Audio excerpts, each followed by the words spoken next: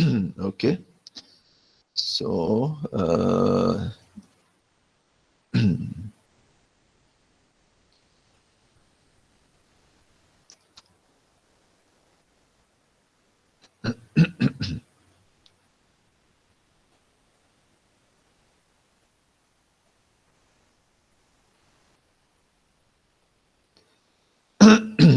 okay. So, semua boleh nampak eh? Saya akan onkan. Boleh, Doktor. Okay, thank you.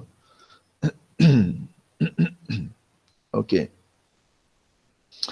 Okay, so kita telah mulakan pada minggu lepas berkenaan dengan statistik. Okay. Kita dah bermula dengan pengenalan, kita telah tengok proforma dan juga pelan pengajaran untuk semester ini. Okey, kemudian kita juga telah mula okey.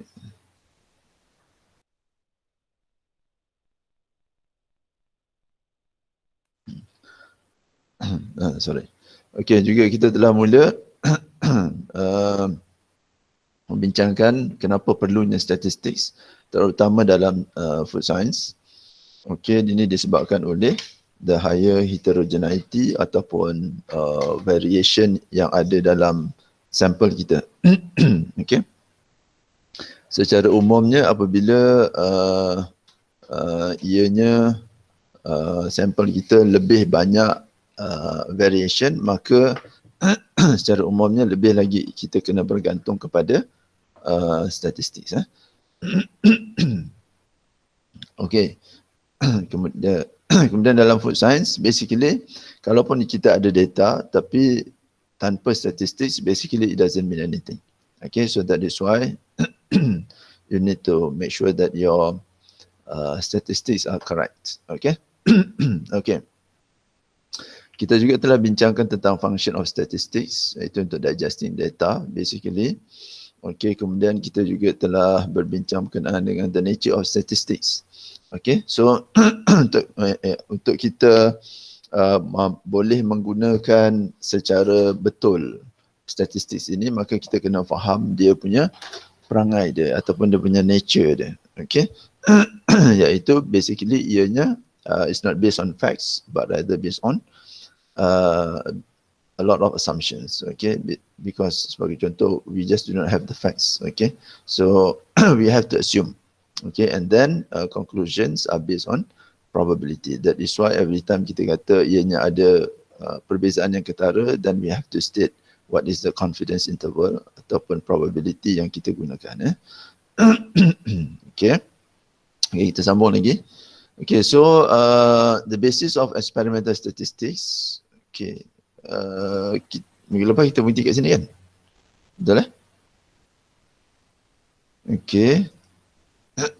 So, the basis of experimental statistics, okay, macam kita dah bincang tadi, pertama sekali adalah it is based on assumptions. Okay, so that is the basis of experimental statistics. Of course, bila kita buat penyelidikan, what is the purpose of kita buat penyelidikan is basically secara generalnya adalah untuk kita, for us to get the truth, okay, yang sebenarnya. Dan yang sebenar-benarnya, yang terbaik sekali adalah dengan kita mengukur. Bila kita mengukur, we measure, we determine, that is better as opposed to assuming. Tapi in most of the cases, then it is just that kita memang tidak mampu ataupun tidak boleh untuk kita mengukur ataupun untuk kita menentukan, for us to determine. So then we have to go to the next level. Okay, that is by assumption. Okay. Okay, for example, population follows normal distribution. Okay. Ini kita biasa you biasa tengok, okay, this bell shaped kan, this bell shaped punya bentuk ni. Okay. So okay, so apabila dia bell shape punya bentuk, maka kita katakan it is a normal population. Okay, normal population. But apa maksud dia normal population ni? Okay, so memang kita boleh tentukan sama ada kita boleh buat perkiraan. Okey, sama ada sesuatu itu adalah normal, sesuatu populasi itu follows normal distribution ataupun tidak, taburan normal ataupun tidak. Okey. Tapi apa yang saya maksudkan di sini adalah banyak banyak analisis statistik adalah bersandarkan kepada normal, taburan normal. So jika populasi itu tidak mengikut taburan normal, maka prinsip-prinsip statistik itu kita tidak boleh nak apply for that particular population lah. Okay, so that is apa yang saya maksudkan. Yang mana prinsip-prinsip analisis dia punya ujiannya banyak, statistik ini banyak bersandarkan kepada sesuatu populasi itu adalah mengikut taburan normal. Okay, so kita lihat sedikit apa yang dimaksudkan dengan taburan normal ni. Okay, so kalau kita lihat di sini, ini adalah bentuk dia, iaitu it is bell shaped. Dia macam loceng kan. Okay, it is bell shaped kat situ. Dan paksi X ini ianya adalah population values. Any population values. For example, if you want to look at the values of katakan berat. Okay, berat sebiji buah nanas sebagai contohnya. So that is the population values lah. Okay, ataupun kita nak lihat dia punya darjah kehijauan kulit buah nanas. Okay, so ianya adalah berdasarkan color meter sebagai contohnya. So that is the population values. Okay, kemudian yang di sini ini adalah dia punya relative frequency ataupun kekerapan dia. Okay, berapa kerap okay, ianya ada dalam population. Sebagai contoh, kalau ianya adalah di sini, katakan ianya 10 kg ataupun 0.5 kg berat sebiji buah nanas. So bermaksud kalau di sini ianya ada berapa banyak ahli biji buah nanas yang ada this particular berat. Okay, so that is what is meant by the normal distribution ataupun taburan normal.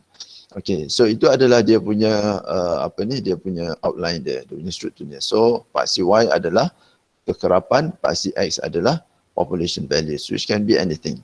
Okay, whatever that we want to measure. Okay, kemudian kita boleh lihat juga dia punya bentuk. Okay, tadi dia punya struktur graf dia, kemudian kita tengok dia punya bentuk. Dia meningkat, kemudian menurun. Dan yang paling tinggi adalah di min. Okey, yang paling tinggi adalah di min. Okey, so itu sifat bagi taburan normal.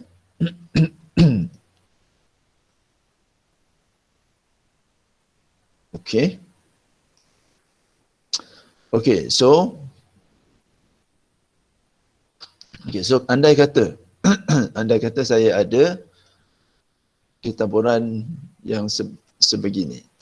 Okey, katakan ni dia punya paksi X. Okey.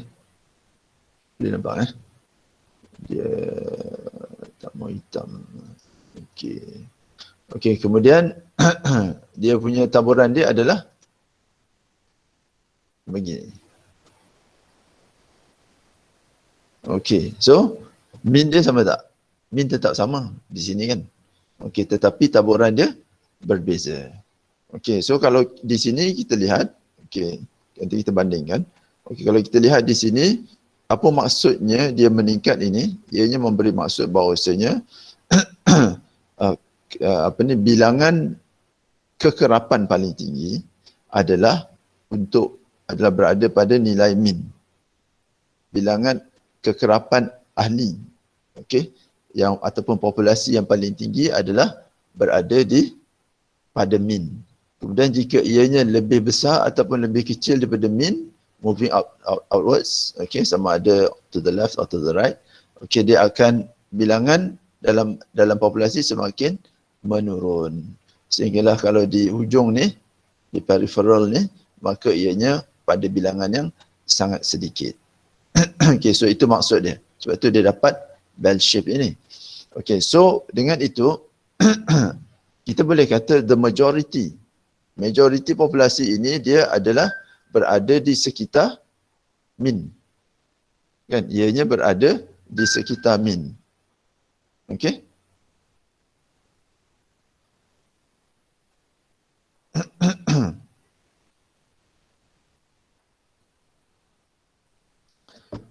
Okey, so dengan itu, okey, so dengan itu,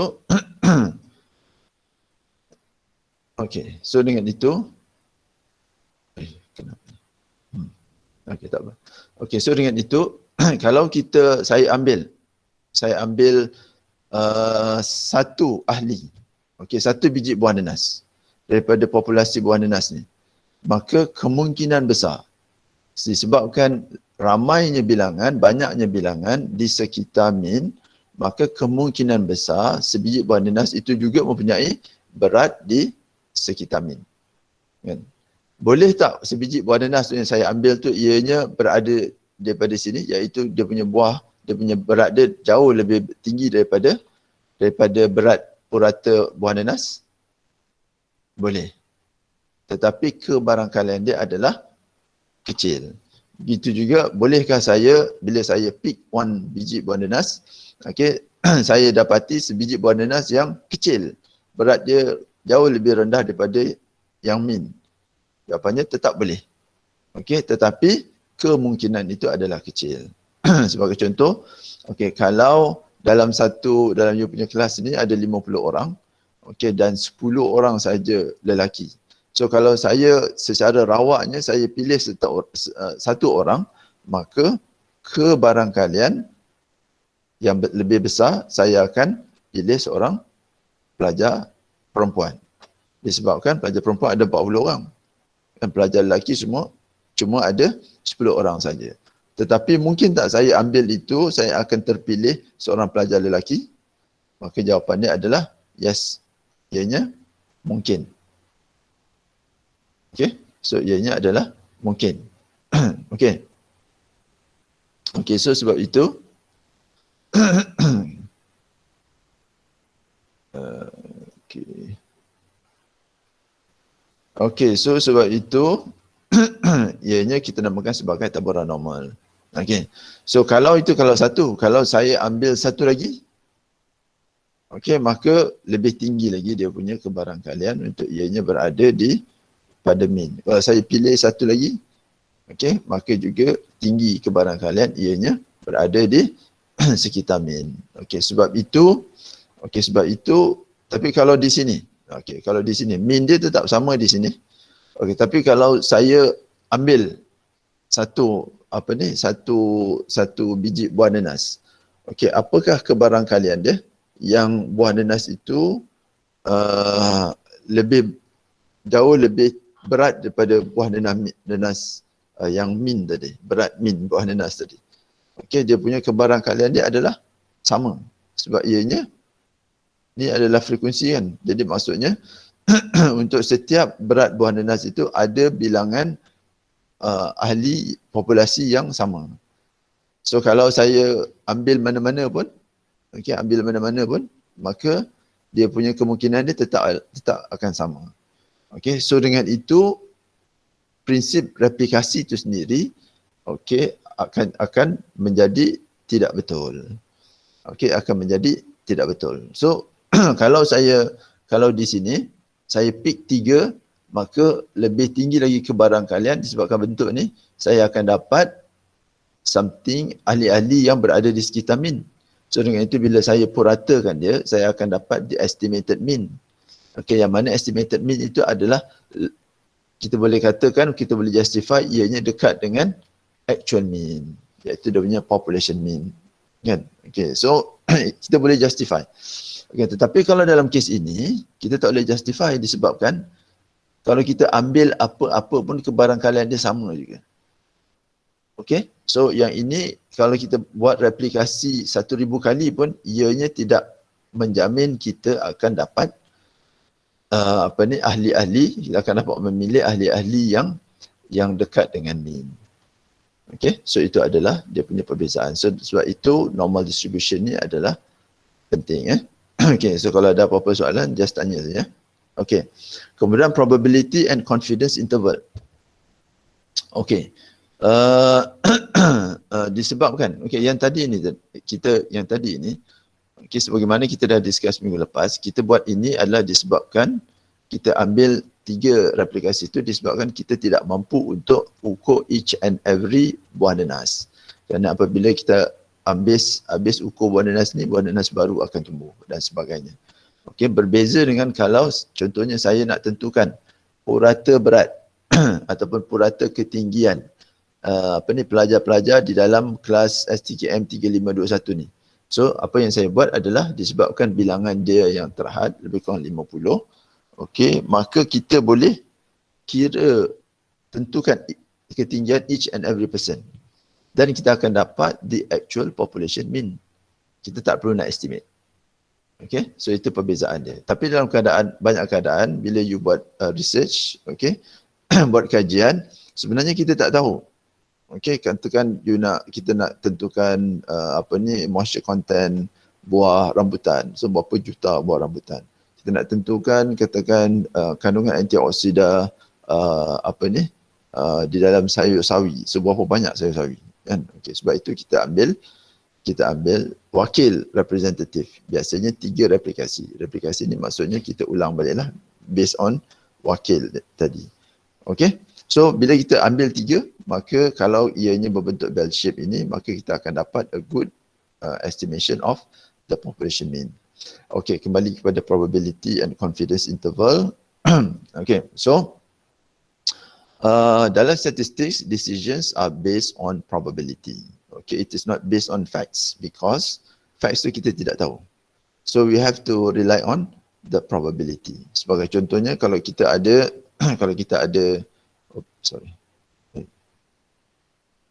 okay, sebagai contohnya kalau kita ada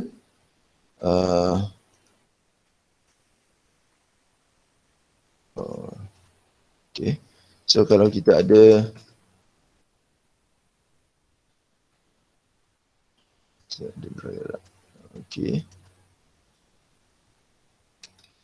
Okay.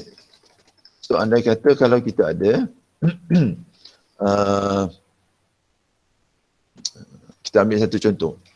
Okay, kita ambil satu contoh. Okay, kita nak compare. Okay, kita nak bandingkan.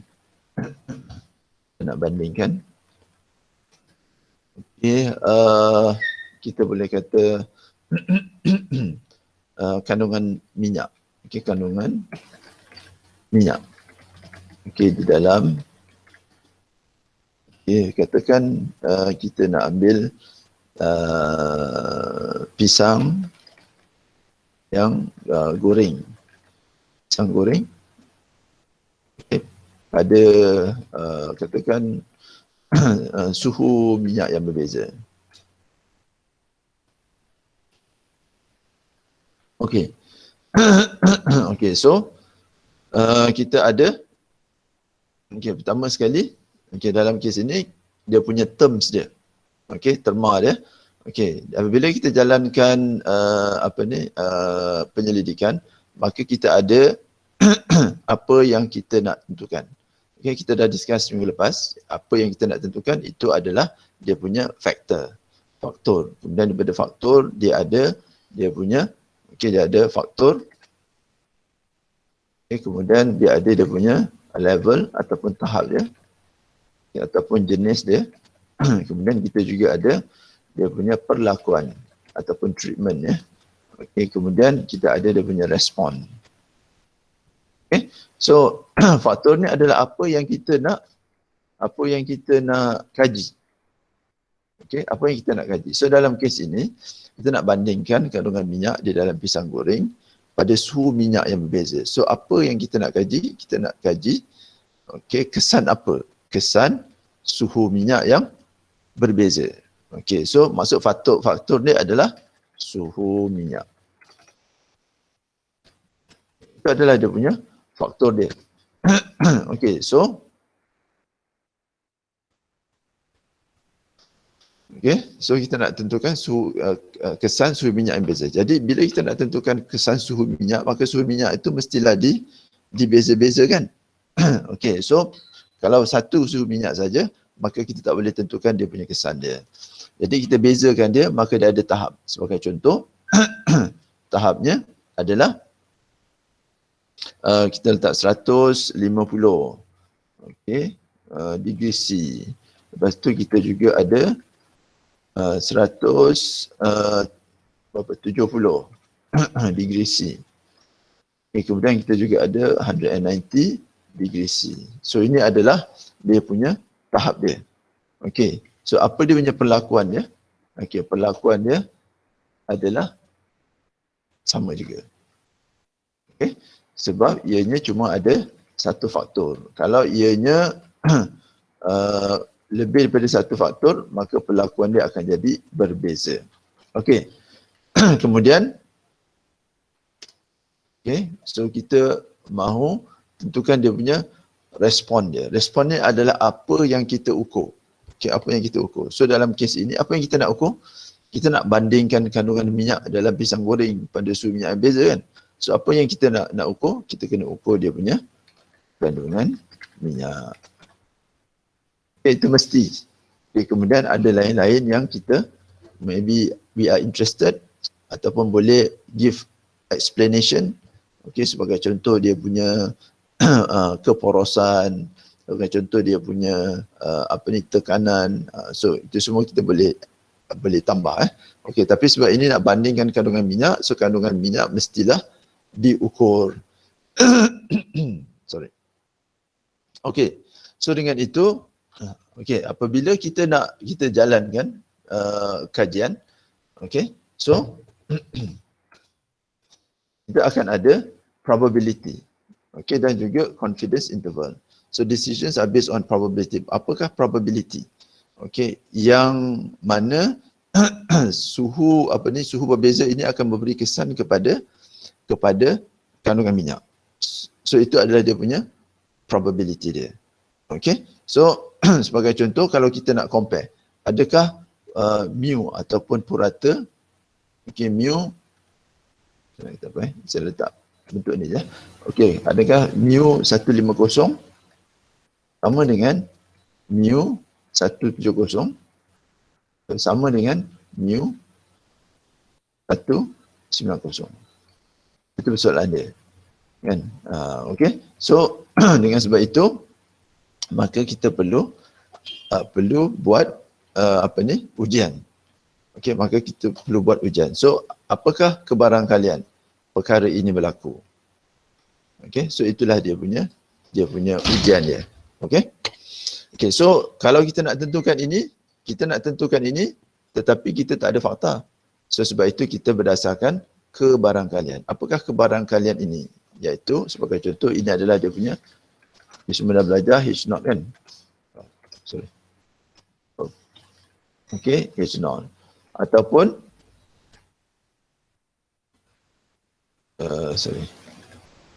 okay, ataupun H alternate.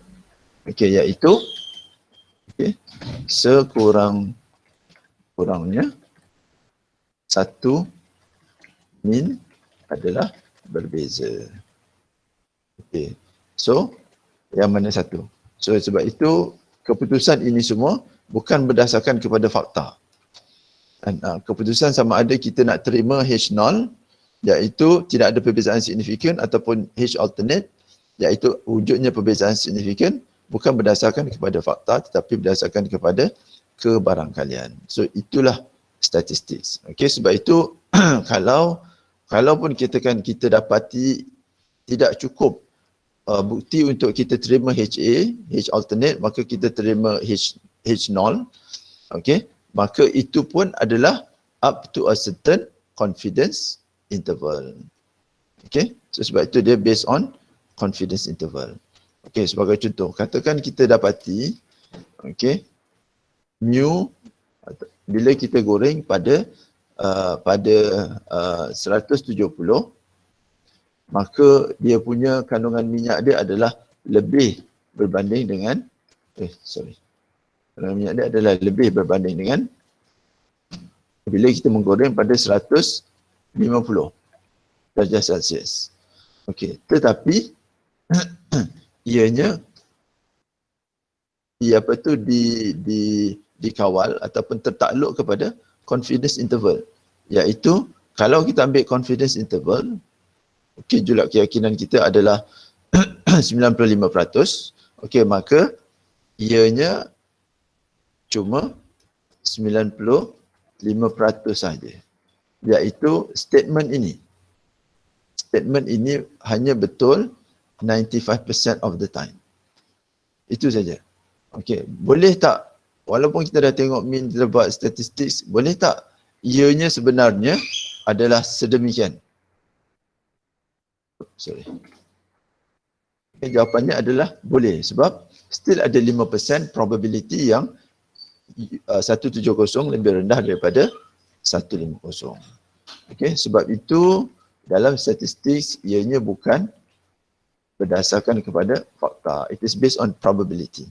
So walaupun kita dah buktikan ianya lebih tinggi dan sebagainya, tapi we have to have an open mind where there is still a possibility that apa yang kita dapati adalah tidak betul. Okey, dan disebabkan inilah juga maka apabila you menulis, you have to state the confidence interval. Sebagai contohnya, kalau macam ni, apabila you tulis kandungan minyak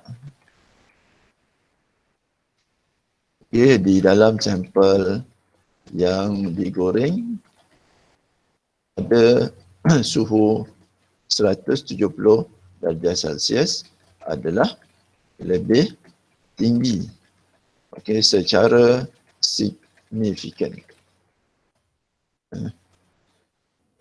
Understand? Lebih tinggi secara signifikan. Dan bila lebih tinggi secara signifikan, berdasarkan confidence interval apa? Sebab tu kita kena letak sampai 5. Berbanding sampel yang digoreng pada suhu 150 darjah Celsius. Contoh dia. So sebab itu apabila kita kata lebih tinggi ini dia bersyarat. Iaitu syarat dia adalah pada confidence interval 95%. So sebab itu apabila you tulis thesis nanti, you have to state perkara ni. You have to state perkara itu. Iaitu once yang lebih tinggi, maka kita kena state iaitu that lebih tinggi itu tertakluk kepada 95% confidence interval. Okey, jadi kalau kita jalankan analisa pada 99% confidence interval, adakah statement ini tetap akan betul? Lebih tinggi. Maka kita tak tahu. Tapi ada kemungkinan ianya menjadi tidak betul. Okey, sebab itu statement ini adalah ada dia punya caveat dia, iaitu ada dia punya syarat dia, iaitu syaratnya adalah pada confidence interval 95%. Okay, so sebab itu every time bila you buat penulisan, you perlu letakkan P less than 0.05 apabila you buat claim yang ianya adalah lebih tinggi ataupun lebih rendah dan sebagainya.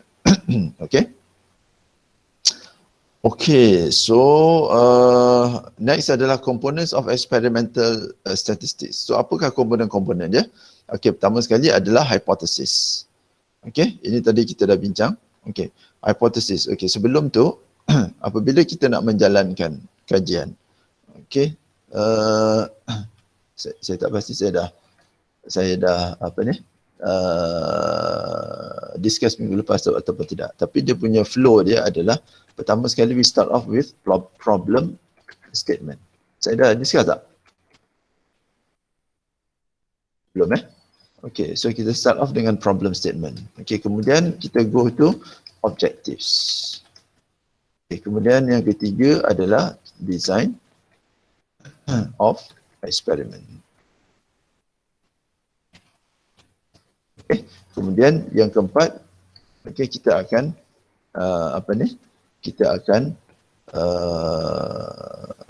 laksanakan, carry out.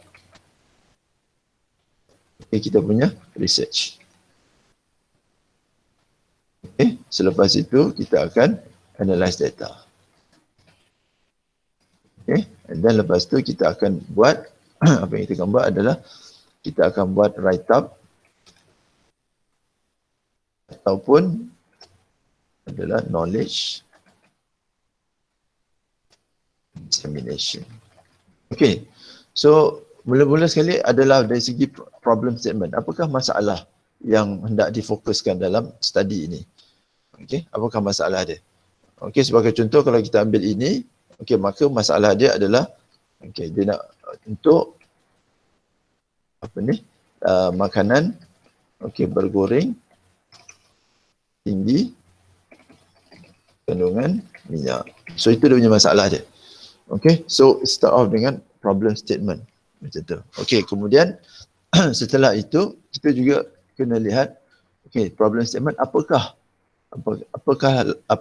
apa ni kita punya angle, kita punya approach, apakah pendekatan kajian yang kita nak jalankan. Okey, so yang ini adalah dia nak lihat apakah kesan suhu terhadap penyerapan minyak semasa penggorengan. So itu adalah dia punya pendekatan dia. So based on that, maka kita akan dapat tentukan objektif kita. So objektif dia adalah untuk menentukan kesan suhu gorengan terhadap kandungan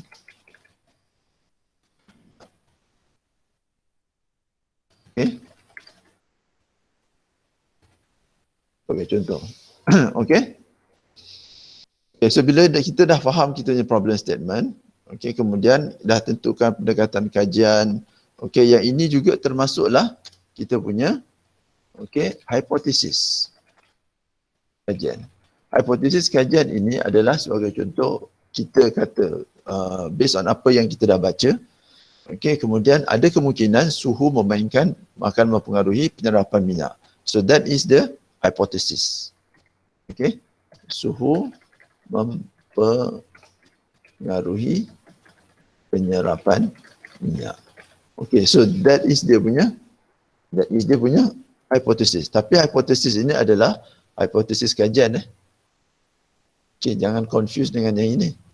Yang null dan alternate ini. Ini adalah hipotesis untuk ujian statistik. Okey, berbeza. So ini adalah hipotesis kajian. So hipotesis kajian suhu mempengaruhi penyerapan minyak.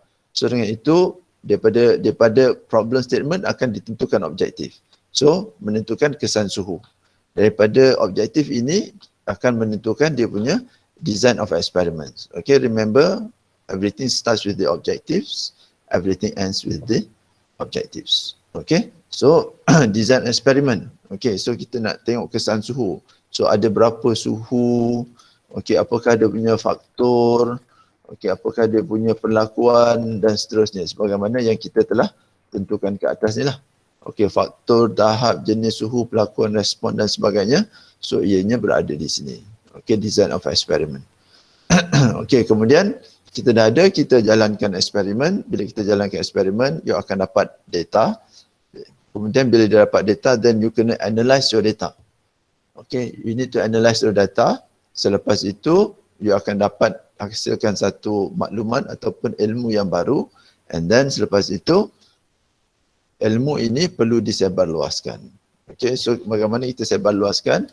Pertama sekali of course penulisan tesis, okay, juga penulisan buku, okay, penerbitan journal, okay, kita pergi ke sebagai contohnya conference,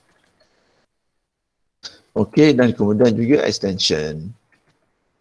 Okey, juga extension iaitu khidmat masyarakat. Bila kita kaitkan apa yang kita telah jana ini, ilmu ini supaya boleh memberi manfaat juga kepada masyarakat. Okey. Okey. Satu kelemahan pelajar, okey, bukan all of you lah, termasuknya yang biasa dilakukan oleh pelajar adalah okey, disebabkan apabila you dapat tesis, okey, dapat tesis, you diberi tajuk. Okey, you diberi tajuk. Jadi sebenarnya you akan masuk dekat sini tau. Okey, you masuk kat sini. This is your entry point. Okey, this is your entry point. Okey, you masuk di sini, you dapat tajuk, kemudian you tulis dia punya objektif, design of experiment, bla bla bla. Kan? Jadi tetapi objektif ini sebenarnya hasil daripada problem statement. Sebab itu kerap kali pelajar dalam pembentangan proposal bila ditanya dia tak boleh jawab. Disebabkan dia tidak lalui this problem statement, fasa ni. Your supervisor yang came up with the title, they have gone through this. Okay, and that is why they came up with that title. Kan? Tetapi you diberi title tersebut and then you teruskan jadi objective design dan sebagainya. Tapi bila tanya, dia tak boleh jawab. Okay, dia tak boleh jawab disebabkan dia tidak go through dia punya thought process ini. So that is why even though memang of course you diberi tajuk. So once you dah dapat tajuk tersebut, okay, pertama-tama sekali fahamkan problem statement. Fahamkan problem statement. Apakah permasalahan yang hendak ditangani? Dan permasalahan yang ditangani, kemudian apakah pendekatan kajian yang you akan buat? Biasanya yang ini pun dah ditetapkan oleh pensyarah, you punya supervisor. Kan? Okay, sebab itu bila ditanya kenapa buat macam ni, dan tak boleh jawab. Okay. Okay, kemudian apakah dia punya hypothesis? Okay, so all of this you have to go through the thought process dalam you punya minda. Okay, supaya and then you will better understand why are the objectives as such. Kenapa objektif ni macam ni, tidak macam ni. Okay, dan berdasarkan apabila you dah faham you punya objektif, maka design of experiment, okay, akan menjadi lebih mudah. Okay, so apabila saya rasa you all belum dapat tajuk lagi. Okay, so bila dapat tajuk nanti jangan terus nak buat objektif dan sebagainya. Fahamkan dia punya problem statement, fahamkan dia punya pendekatan kajian, fahamkan hipotesis kajian. Okay, then bila ditanya, okay, insyaAllah you boleh dapat jawab lah. Okay, okay, so ini adalah step-step yang kita akan buat research. Okay, tujuan kita buat research adalah untuk kita hasilkan ilmu yang baru, untuk cari the truth so that the truth can be converted into knowledge. Kemudian last sekali adalah kita akan buat knowledge dissemination. So that is why pensyarah, pelajar dan sebagainya digalakkan untuk pergi ke conference untuk kita dapatkan ilmu. Okay, di sana adalah yang mana semua orang akan sebarkan pendapatan mereka. Okay. Okay. Okay, so remember everything starts with the objective, everything ends with the objective. Jangan tersasar. Okay, kemudian components of experimental statistics. Okay, pertama sekali adalah hipotesis. Ini adalah hipotesis ujian statistik, bukan hipotesis kajian ini tak lagi. Okay, so kita ada null hypothesis, H null. Okay, yang mana apakah maksud H null ini? Maksudnya adalah mu1, mu2 adalah sama dengan mu3. Maksudnya semua sama, tidak ada perbezaan. Okay, semuanya sama, tidak ada perbezaan yang signifikan. Okay, so itu adalah null hypothesis. Kemudian alternate hypothesis adalah HA. Ialah ini tolong ubah. Saya terlupa saja. Saya ubah. Okay. Okay, so null hypothesis bermaksud at least one mean is different. Apa maksud dia adalah, okay, kalau saya ada, macam kita punya contoh ni tadi, penggorengan, kita ada sampel yang mana 150, okay, dipanaskan pada 150, 170 dan 190. Okay, at least one mean is different. Sekurang-kurangnya ada satu pasangan yang mana ianya berbeza secara signifikan. Okay, kalau kita compare kan 150, 170, 190, maka yang ini ada, yang tu ada 2, kemudian 3. Okey. Kemudian 3. Jadi sorry, Ahmad. Okey, maksudnya kita akan compare di antara 150 dengan 170, 150 dengan 190 dan 170 dengan 190. Okey. So that is the comparison. Okey. Bila kita ada enough proof, okay, dari segi statistik, okay, bila kita dapati sebenarnya yang ini semua ni based on Z value kalau dulu-dulu, tapi sekarang dah pakai komputer, so tak nampak lagi dah Z value, cuma kita nampak adalah dia punya probability P sama ada lebih besar ataupun lebih kecil daripada 0.05. Contohnya lah, kita nampak yang itu saja. Okay, so kalau P less than 0.05, maka bermaksud okay, tolak H0. Okay, terima HA. Bermaksud we do not have enough proof untuk tolak H alternate. So dengan itu H alternate, HA kekal dan kita akan tolak reject H0. Okay. So apabila kita kata at least one mean is different, okay, kemungkinan dalam ini okay, mungkin 150, 170 tak ada perbezaan. 170 dengan 190 pun tak ada perbezaan. Cuma 150 dengan 190 ada perbezaan. Okay, so dengan itu kalau ianya sedemikian, maka kita boleh kata sekurang-kurangnya satu mean adalah berbeza. Okay, so dengan itu kita tolak H0 dan kita accept terima HA. So dengan itu kita boleh tulis 170 lebih daripada 150 secara signifikan ataupun secara ketara. Okay? Okay, so itu adalah dia punya maksud dia. Okay, kemudian randomization. Okay. Okay, apabila kita menjalankan saya rasa ni topik yang last, slide yang last. Okay, replication. Okay, so yang kita cover masalah lain. Okay, randomization. Apabila kita menjalankan eksperimen, okay, macam tadi, okay, kita akan sebagai contoh, yang ini tadi, okay, kita ada 3, ini faktor dia suhu minyak, tahap ataupun pelakuan dia adalah, kita ada 3 pelakuan, okay, so,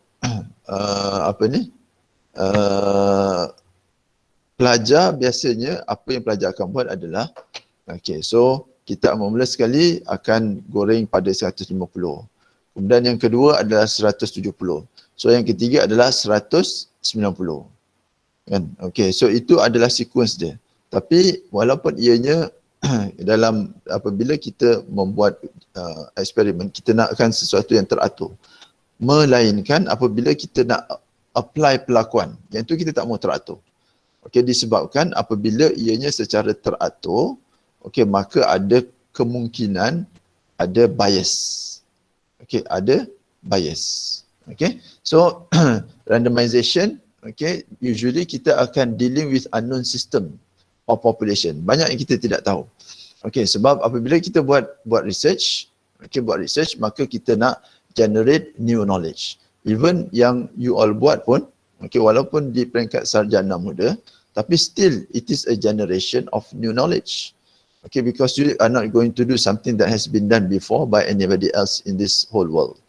Okay, so apa yang you buat itu, tak kira apa tajuk yang you akan terima, okay, maka ianya something yang baru. Okay, dan apabila ianya baru, banyak perkara yang kita tidak tahu. Okay, banyak perkara yang kita tidak tahu. Mungkin ada perkara-perkara yang mempengaruhi kita punya hasil. Okay, kita punya hasil. Okay, so dengan itu walaupun kita cuba yang sebaiknya, okay, tapi kemungkinan itu tetap ada. Okay, kemudian variability exists. Okay, ini kita dah discuss. Errors also exist, instrumentation error, personal error dan sebagainya. And unknown factors also exist. Okay, so ada kemungkinan, ada faktor yang mana kita tak tahu. Dia mempengaruhi. Tetapi jadi kita tak address, kita tak tangani. Okey, sebagai contoh, kalau dalam minyak ini, okey, maka bila kita nak jalankan, semuanya mesti sama. Okey, melainkan suhu. Okey, you semua dah belajar kan? Okey, perkara yang perlu dimalahkan, perkara yang perlu diubah dan sebagainya lah. Okey, so semuanya perlu malah, okey, melainkan suhu. Okey, sebab kalau ada perkara lain yang tidak malah, maka apa-apa keputusan kita tidak boleh kata ianya hasil daripada pelakuan. Sebab kan ada perkara lain yang tidak sama. Sebagai contoh, kalau kita nak goreng pisang. So pisang mesti pada tahap kematangan yang sama, saiz yang sama, ketebalan yang sama. Okey? So semuanya sama. Okey, barulah bila kita goreng, hasil dia adalah maka apa-apa perbezaan adalah disebabkan oleh suhu, bukan disebabkan oleh darjah kematangan yang berbeza dan sebagainya. Okey. So macam mana kita nak tahu, macam mana you nak tahu apa yang you kena kawal semua sekali tu? Sebab itulah you perlu buat literature review.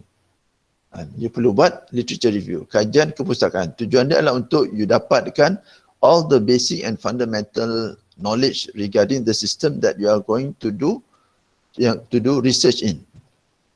Okay, itu pentingnya kajian kepustakaan. Okay, bukan sekadar untuk nak menebalkan tesis saja. Okay, tetapi untuk supaya you akan dapat that basic information. Okay, dan dengan itu you can make better decisions and judgments.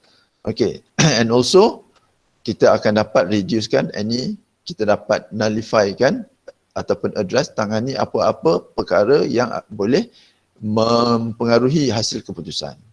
Tetapi disebabkan you are dealing with unknown system, there is always a possibility that unknown factors also exist. So macam mana kita nak tangani ini? Maka kita kena need to randomize to minimize the bias towards a more level playing field. Okay, so you kena buat randomization ataupun perawakan. Contohnya, apa contoh perawakannya? Okey, contohnya katakan dalam kes ini, kita ada 3 perlakuan. Tendensi pelajar adalah untuk biasanya, ambil sampel, goreng untuk 150 dahulu. Kemudian sampel kedua 170, sampel ketiga 190. So itu cara yang tidak betul. Tapi apa yang you sepatutnya gunakan adalah rawakkan dia, iaitu sebagai contohnya, cabut undi. Katakan you cabut undi, you dapat 170. Then goreng sampel untuk 170 dulu. Kemudian yang kedua mungkin dapat 190, so goreng untuk 190.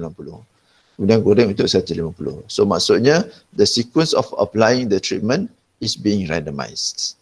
So andai kata ada apa-apa faktor yang mempengaruhi, maka ianya akan terkena kepada semua secara adil. So dengan itu apabila semuanya terkena, maka kita dapat meminimalkan dia punya kesan kesan bias tadi. Akan dapat meminimalkan kesan bias tadi. So itu sebab itu randomization adalah penting. Randomization adalah penting semasa you memberi perlakuan kepada you punya sampel. So saya rasa kita berhenti setakat ini dulu. Kita akan sambung lagi pada minggu depan insya-Allah. Ada apa-apa soalan? Tak ada. Tak ada. So kalau tak ada, kita berhenti dulu di sini. Terima kasih semua. Terima kasih Prof. Terima kasih Prof. Thank you, Prof. Thank you, Prof.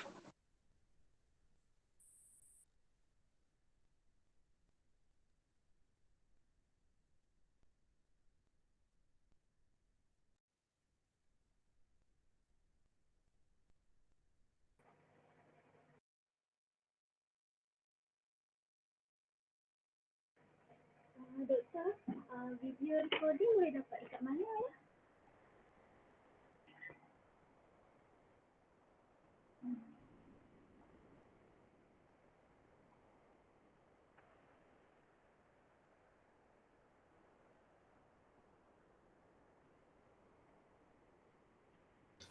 Untuk yang untuk yang video recording tu, nanti saya uploadkan dalam UKM Folio.